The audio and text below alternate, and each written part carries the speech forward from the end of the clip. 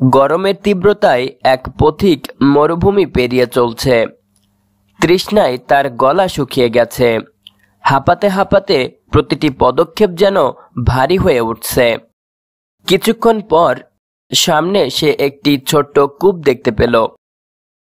কষ্ট করে সে সেখান থেকে পানি তুলল, আর ঠান্ডা পানির প্রথম চুমুকেই যেন প্রাণ ফিরে এলো তার। ঠিক তখনই তার চোখে পড়ল কূপের পাশে দাঁড়ানো একটি কুকুর।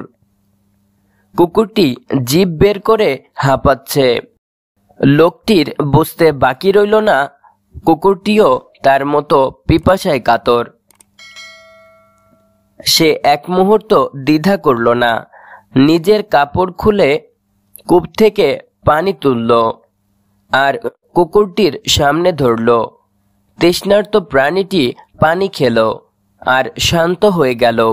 রাসূল সাল্লাল্লাহু আলাইহি ওয়াসাল্লাম বলেছেন, আল্লাহ ওই ব্যক্তিকে ক্ষমা করলেন কারণ সে এক প্রাণীর প্রতি দয়া দেখিয়েছিল। এই হাদিসটি বুখারী শরীফ ও মুসলিম শরীফে পাওয়া যায়। দয়া শুধু মানুষের জন্য নয়, সব প্রাণীর জন্য। আর মহান আল্লাহ তাআলা সকল দয়ালুদের ভালোবাসেন।